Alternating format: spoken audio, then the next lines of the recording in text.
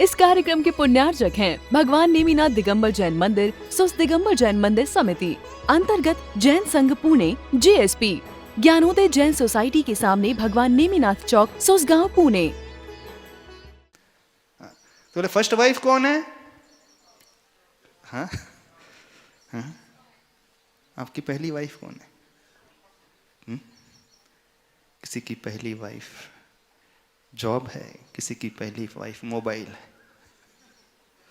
ऐसे ही नहीं? बोले उसी में मस्त रहते हैं, उसी में लीन रहते हैं और कुछ नहीं। आप लोगों की कितनी है? ऑफिशियली, अनऑफिशियली, जो भी है ऑफिशियली है, कितनी है? 1.5 है? 2 है क्या है कि 3 है कि 4 है, कितनी है? हो भी सकता है, ऑफिशियली हो सकता है 1 है, ऑफिशियली 2 है, और unofficially nothing official about it. क्या कितना है? कितनी है? कुछ अगले जी है कि नहीं? समझो, मीडियम को गोल मत बनाओ। मीडियम गोल तब बन जाता है जब व्यक्ति ओवर एम्बिशियस हो जाता है। कपल का दूसरा लेटर O। ऑप्टिमिज्म होना चाहिए व्यक्ति के भीतर, वो ऑप्टिमिस्ट होना चाहिए, हम भी मानते हैं। विदाउट ऑप्टिमिस्टिक कुछ भी अच्छा नहीं होगा। आशावादी होना चाहिए, उसे अच्छा सोचना चाहिए, भावना भाना चाहिए, लेकिन ओवर एम्बिशियस बिल्कुल नहीं होना चाहिए। जब आप ओवर एम्बिशियस हो जाओगे तो आप मानना उस नौका में ही घर बना करके जी रहे हो। फिर आपका दूसरा पिलर है ना, जो टाइम वाला पिलर, वो हिलने लगेगा। टाइम मैनेजमेंट वाला पिलर जो है वो डगमगाने लगेगा, कुछ नहीं कर पाओगे, उसी में अटक करके रह जाओगे, बिल्कुल वहीं तक सीमित रह जाएगा व्यक्ति, कुछ कर ही नहीं पाएगा। ऑप्टिमिस्टिक रहो, लेकिन ओवर ऑप्टिमिस्टिक और ओवर एम्बिशियस नहीं होना चाहिए। एम्बिशन रखना बहुत अच्छी बात है, लेकिन अपने कैलिबर को देख करके एम्बिशन रखना चाहिए,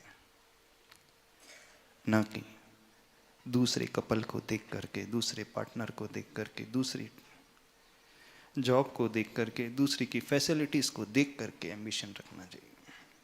और सब लोग हैं दूसरे से कंपेयर करके अपने एम्बिशंस बनाते हैं।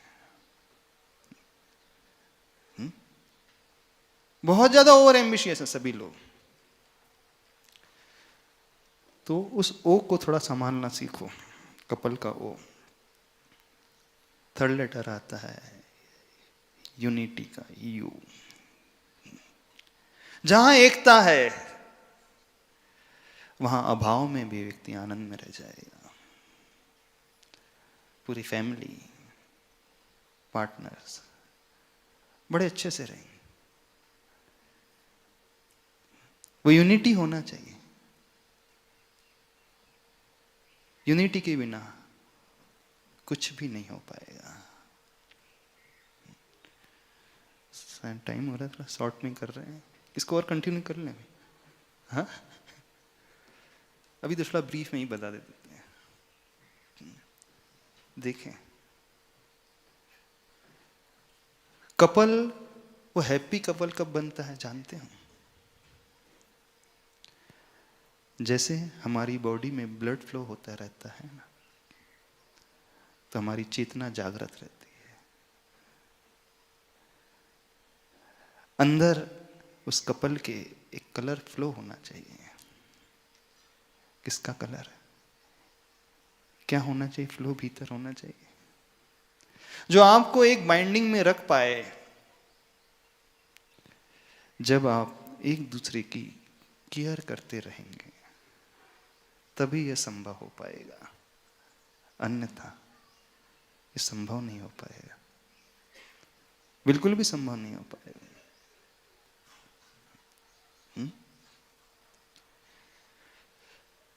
चौथा लेटर है P. P stands for planning and parenting. Couple हमेशा कपल नहीं रहता है।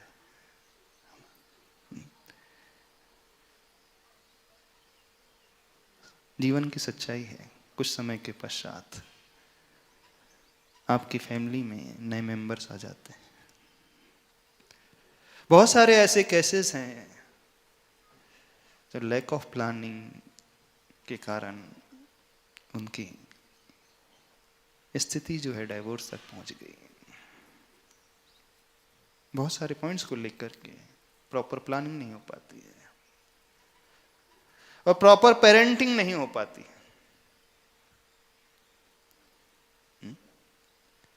जैसे ही बच्चा आता है, जैसे ही वो मां बनती है और पिता बनता है वो व्यक्ति, बट नेचुरल है। अब आपका टाइम जो है कहीं और यूटिलाइज होने लगेगा। उस समय बैलेंस बनाना सीखना।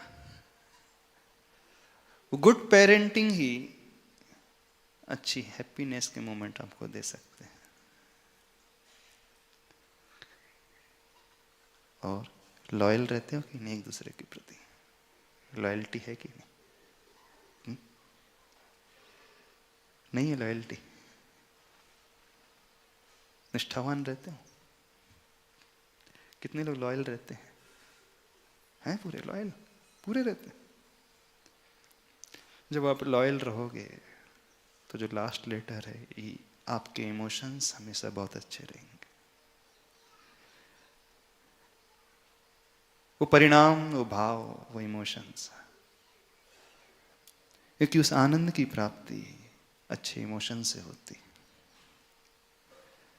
वो इमोशंस आपको बहुत अंदर से स्ट्रांग बना सकते हैं, वो आपकी feeling.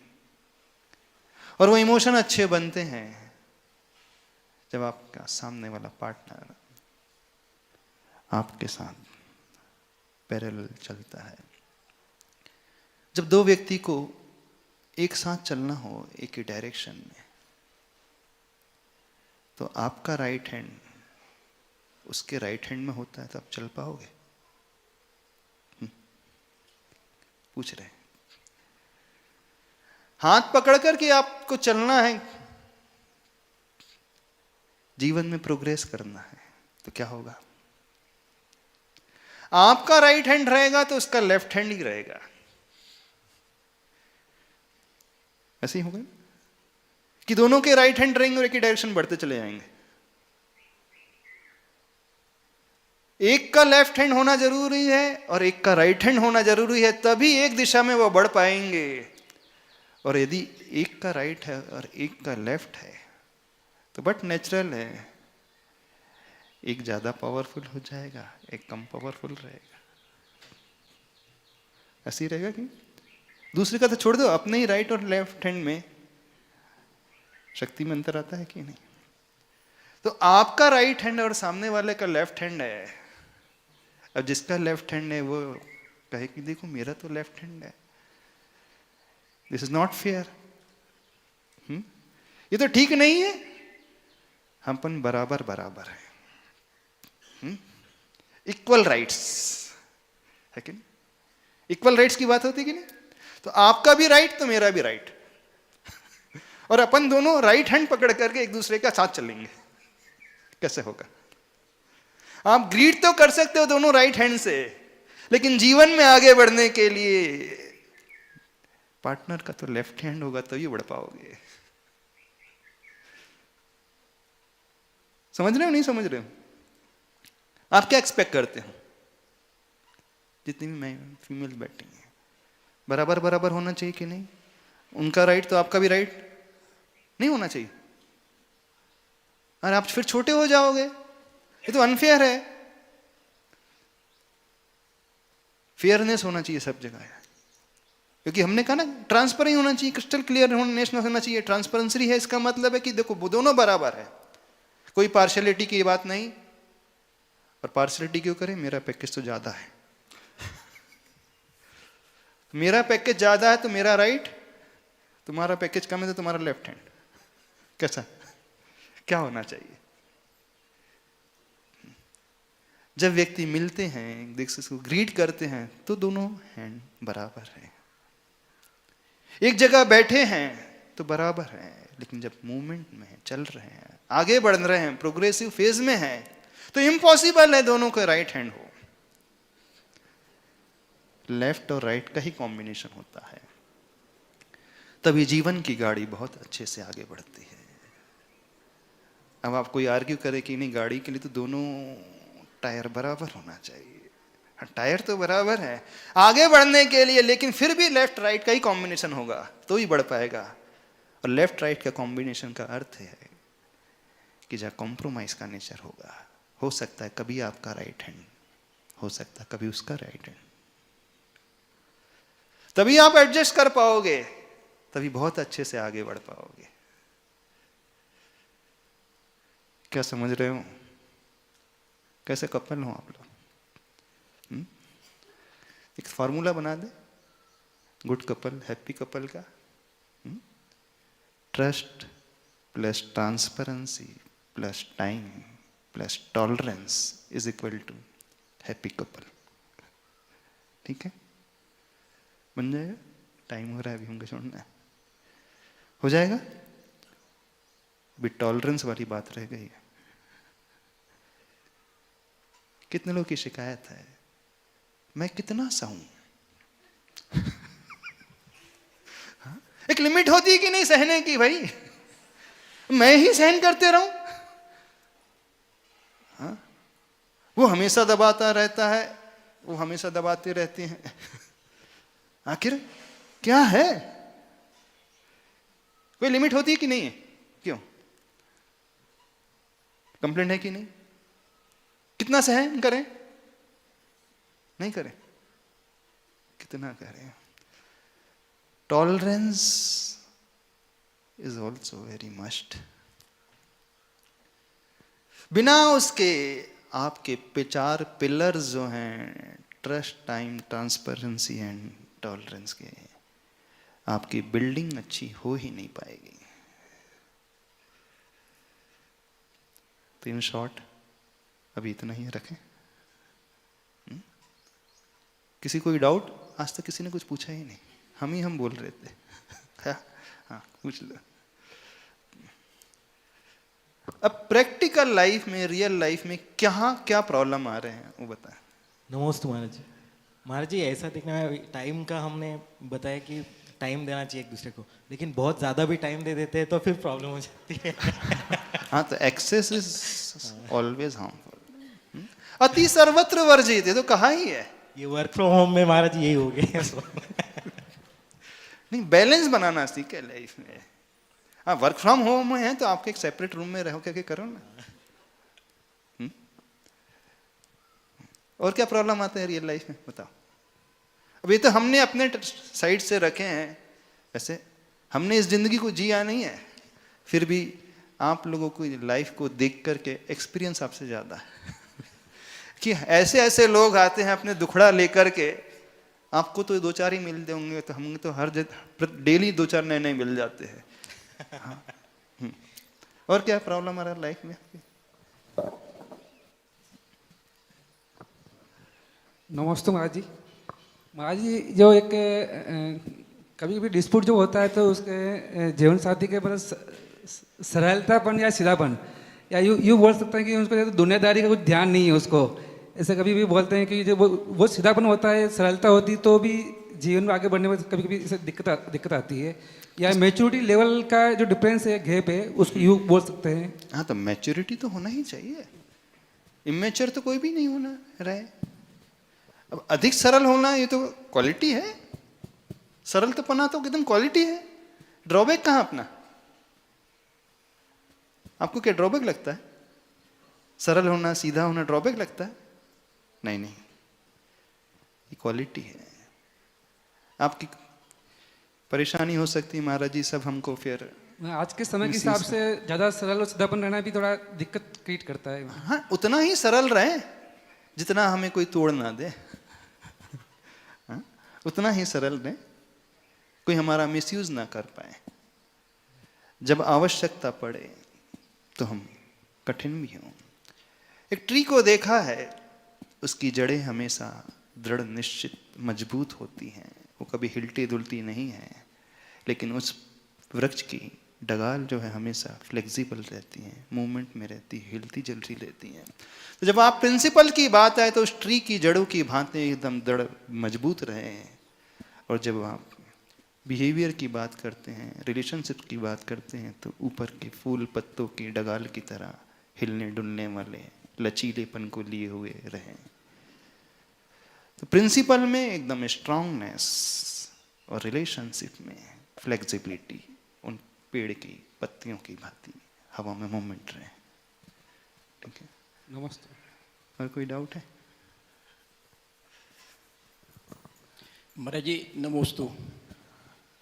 Maharaj ji, on the basis of my own and large experience, I am telling you हाँ, कि महाराज जी, अनुभव बहुत बड़ा गुरु है वो, आपके पास ज़्यादा हमसे। हाँ महाराज जी, जब लड़के और लड़की की शादी होती है, हाँ, तो हर लड़की अपने होने वाले हस्बैंड के बारे में बहुत सारी सोचती, वो ऐसा होगा वैसा होगा। हर लड़का सोचता है, वो सोचता हो, वो सोचती कि वो ऋतिक रोशन होगा, वो सोचती वो है ऐसी होगी, मेरी होने वाली पत्नी ऐसी होगी, परंतु तो अंततो गत्वा जो कुछ है सब धरा का धरा रह जाता है। इस धरा का इस धरा पे सब धरा रह जाता है। और महाराज जी, मतलब मैं ये कहूँ कि शादी जो मैरिज है, इट इज एब्सोल्युटली गैम्बलिंग। अच्छा, गैम्बलिंग। बड़ा कड़वा अनुभव लगता है आपका। महाराज जी, आखिरी में एक्सेप्टेंस के अलावा कोई चारा नहीं होता है।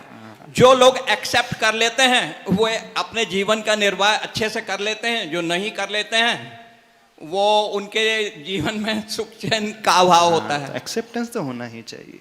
Accept as the situation is, as the person is, whole and soul accept करो।